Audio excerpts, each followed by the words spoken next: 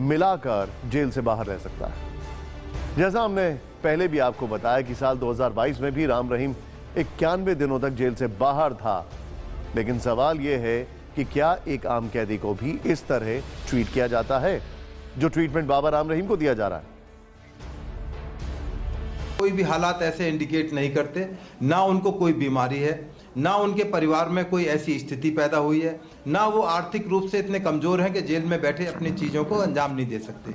इस तमाम चीज़ों के पीछे जो राजनीतिक कारण है वो तमाम चीज़ें जिम्मेदार हैं, जिस वजह से बार बार एक पैरोल दिया जा रहा है और लोगों का विश्वास कानून से, सिस्टम से हिल जाता है कि इस तरह के लोगों को पैरोल दिया जाता है।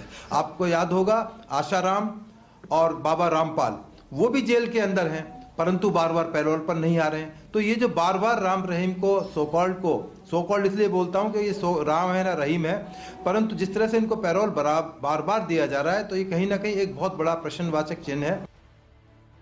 अब आपको बता दें कि पैरोल मिलने की प्रक्रिया क्या होती है। कैदी या उसका परिवार जेल प्रशासन को अर्जी देता है, जेल प्रशासन पैरोल के आधार की जांच करता है, जांच सही मिलने पर अर्जी को आगे बढ़ाया जाता है। जेल प्रशासन जिलाधिकारी को पैरोल अर्जी भेजता है, जिलाधिकारी संबंधित अथॉरिटी को अर्जी बढ़ाता है और फिर संबंधित अथॉरिटी की इजाजत के बाद जेल प्रशासन कैदी को पैरोल देता है। हालांकि आपको बता दें कि एक साल में जितने दिनों की पैरोल किसी कैदी को मिलती है उसे सजा में आगे जोड़ दिया जाता है। अब गौर कीजिए, बल्कि आपने गौर किया होगा, अब इस खबर में बार बार दो शब्द का जिक्र किया जा रहा है, एक है फरलो और दूसरा है पैरोल। लेकिन इनके बीच का अंतर क्या होता है उस पर जरा ध्यान देने की जरूरत है।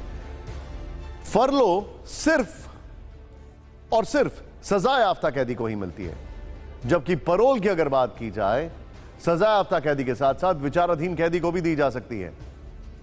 फरलो के लिए किसी कारण की जरूरत नहीं होती है, लेकिन पैरोल के लिए वजह जरूरी होती है, साथ ही आचरण पर भी निर्भर करता है। फरलो एक कैदी का अधिकार होता है, लेकिन पैरोल विशेष आधार पर ही मिलती है। फरलो एक साल में 21 दिन ही मिल सकती है, जबकि पैरोल में ऐसी कोई समय सीमा तय नहीं होती।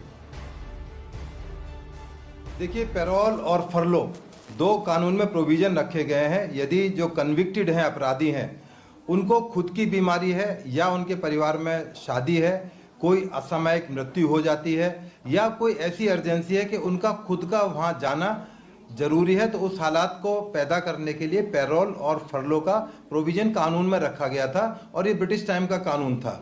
परंतु अब हरियाणा के अंदर चूंकि स्टेट सब्जेक्ट है, हरियाणा ने जो 88 का कानून था उसको 2022 में बदल दिया। इस खबर के नजरिए 9 पर जरा गौर कीजिए। कहते हैं कि कानून सबके लिए बराबर है, यह भेदभाव नहीं करता, लेकिन राम रहीम जैसे लोग इस व्याख्या को गलत साबित करते हैं। क्या वीआईपी लोगों की तरह उनकी सजा को भी वीआईपी ट्रीटमेंट दिया जाता है? हो सकता है राम रहीम को जो पैरोल और फरलो मिल रही है वो नियमों के तहत हो, लेकिन क्या ये डिस्काउंट नैतिकता की कसौटी पर जायज है? क्या इतना ही डिस्काउंट किसी आम कैदी को भी मिलेगा या मिलता है?